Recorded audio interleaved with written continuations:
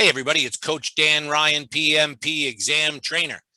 Now, a lot of my students have been anxious lately about the number of Scrum related questions that they're hearing about on the PMP exam. Not to worry, Scrum is a fairly intuitive process. All right, it is disciplined, but it's flexible and it's very cool. In this video that's coming up right now, I'm going to tell you what you need to know about the Scrum process overview. So stick around and we'll see you in class. Hey guys, it's Coach Dan Ryan, and today I'm going to explain to you the Scrum process overview. It all starts, of course, with requests from the end user community. All right, and we know that those inputs there will be the scope that's requested from the stakeholders. Now, it could be user story requests from customers, from the team, or from other vested stakeholders. Okay, but anybody is allowed to submit a user story. Now, that doesn't mean that it's going to get worked on. It depends upon what the product owner says. All right, because the product owner is the voice of the business, the voice of the customer. They understand how the software works. All right, so they're going to manage the product backlog. Okay, that is the role of the product owner. And they're going to rank the ordered features that need to be delivered to the business, sending them the most valuable, highest value items first.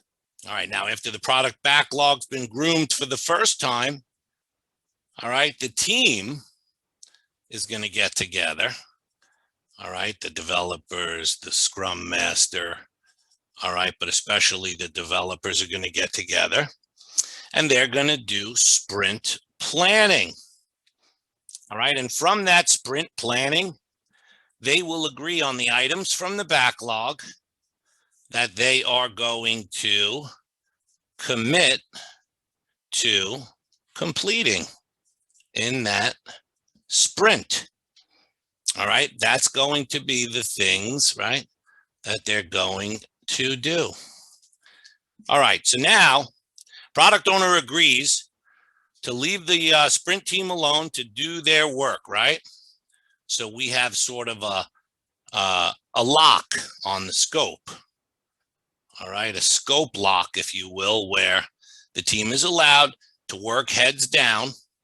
All right, now they have another process that they do. Okay, they're going to attend their daily Scrum or daily stand-up. Okay, that's a 15-minute time-boxed meeting every single day. All right, where they can identify risks and work on other issues. All right, and the sprint itself will go on for 1 to 4 weeks. And at the end, of course, there will be backlog grooming.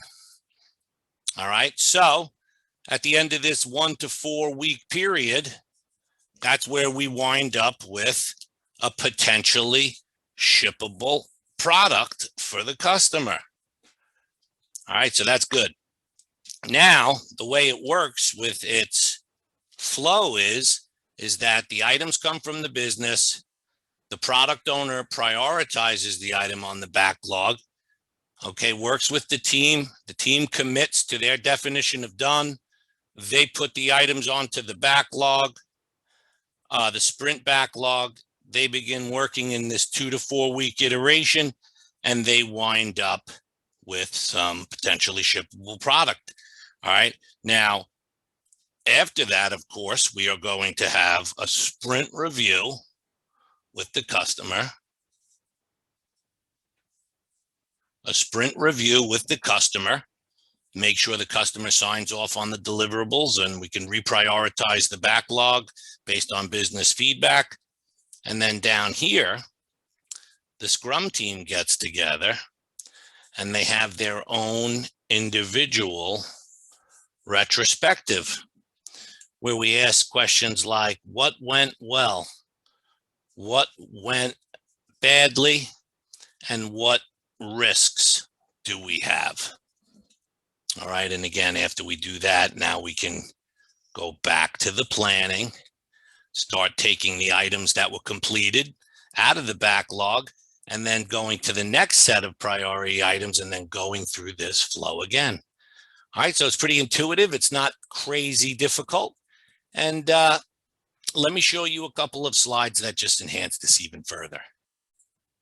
Okay, guys, the thing to keep in mind about the difference between Waterfall and Agile is that Waterfall uses approaches like tons of upfront planning, super detailed specs, the expectation that things won't change, formal change control, including change requests, and we deliver to the customer in a phased delivery, right? It's like water going over the waterfall: initiate, plan, execute, close, and monitoring and controlling throughout.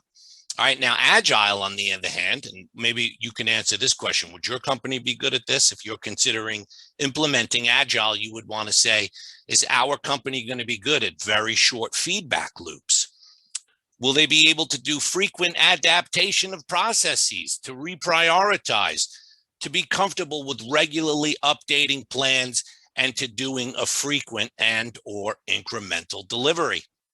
All right, so that's that diagram that we were trying to draw out and show you before, right? We have this iterative process, all right, which we start off with the planning, then do the requirements, the analysis, the testing, the evaluation, and then ultimately the development. And then that gets deployed to production. All right, so hope you really enjoyed this quick lesson on the Scrum process overview, and we'll see you next time.